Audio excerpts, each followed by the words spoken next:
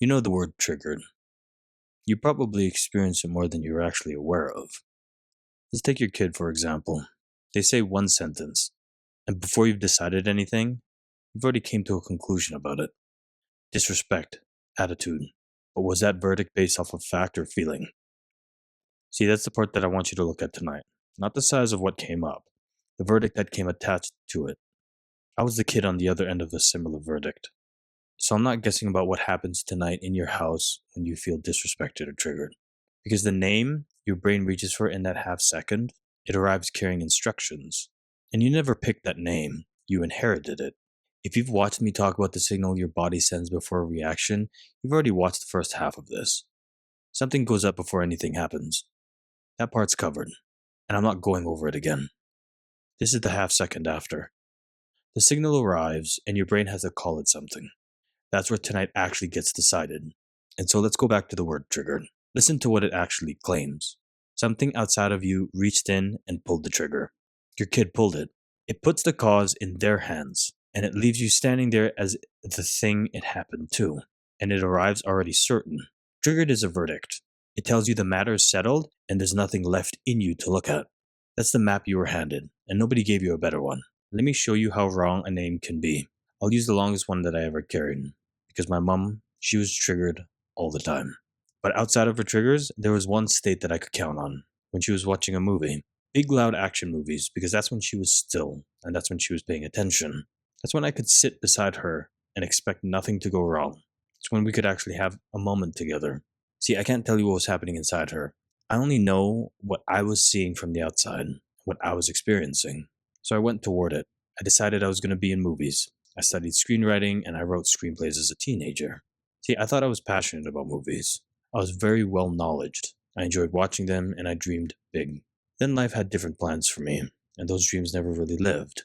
What I actually called passion was really trauma.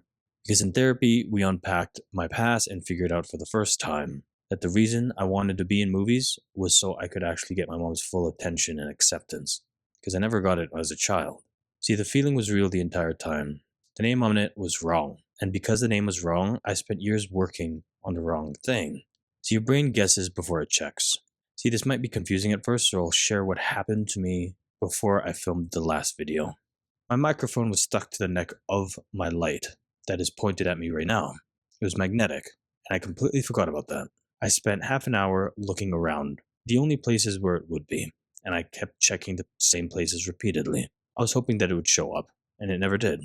30 minutes, repeating the same places over and over, and I had convinced myself that I had flushed it down the toilet. I had concluded that it was gone. It was gone. A verdict delivered as a fact within 30 minutes of searching the only places where it could have been. Then, right when I was about to give up, I reached for the light, and there it was, magnetized to the neck. And so when your kid takes a tone, your brain hands you, he's being disrespectful. Already named, the naming happens somewhere you never got to choose. And so let's talk about the second thing feeding it. What was in the account when it happened? See, your body keeps a budget. Sleep, food, energy, stress levels, all these factor in to how your body is functioning in this very moment. Remember how cranky the last time you got very little sleep? Or how about the last time you were hungry, or aka hangry? We don't realize how much these factors affect us, especially our emotional states. We aren't infinite beings, and it's very easy for us to overlook that. I do it a lot still. Same sentence from your child. Tuesday morning, it's a kid being a kid. Thursday at 6, it's disrespect. Same words, same tone, and the name changed because the budget changed. Nobody tells you that. What you get told is that you are inconsistent. Third one, and this is the whole video.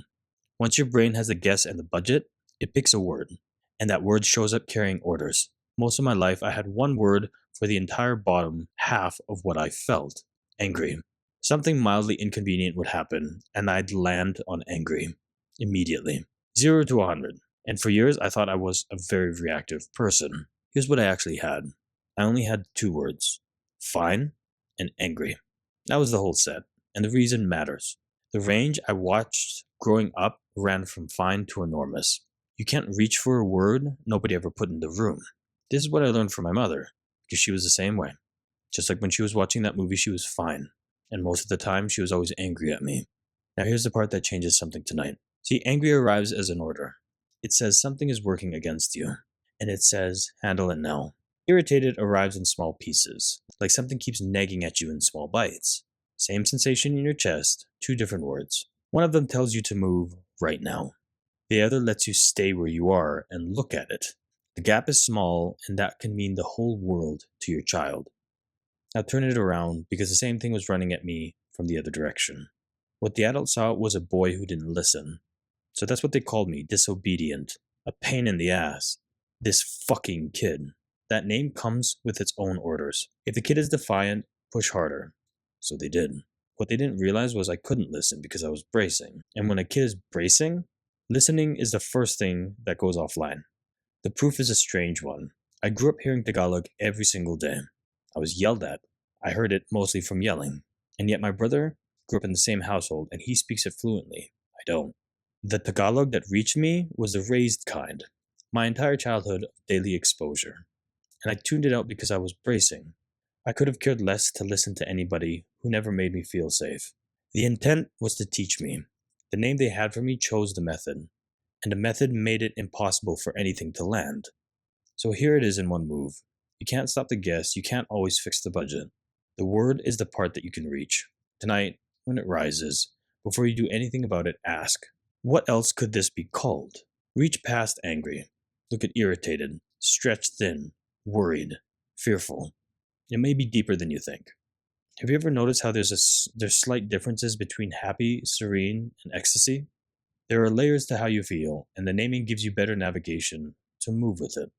The feeling stays exactly where it is. What changes is that it stops issuing commands. That's the practice. See, your child is building their word list right now. Whatever range they hear is the range they get. I'm saying that once and leaving it alone, because you've already been made to feel bad about enough already. I was handed 2 words. If your kid ends up with 5 or more, the job is already done. Tonight, one thing when it rises before you speak. Ask what else it could be called. Give yourself options, because there are options. What other names could that triggered feeling have other than anger, other than triggered? The broader the word, the more specific feelings it's hiding underneath it. You'll miss it most of the time at first. I still miss it. Missing it is a part of it. If you want more than one tool, the free thing is called the Reactive Parent Reboot. It's in the link in my bio and below in the caption of this video. It takes several minutes and it costs nothing. I only ever had one word for the bottom half of what I felt. You already have more than that. That's the difference between the house that I grew up in and the one that you're building. And it fits in one sentence.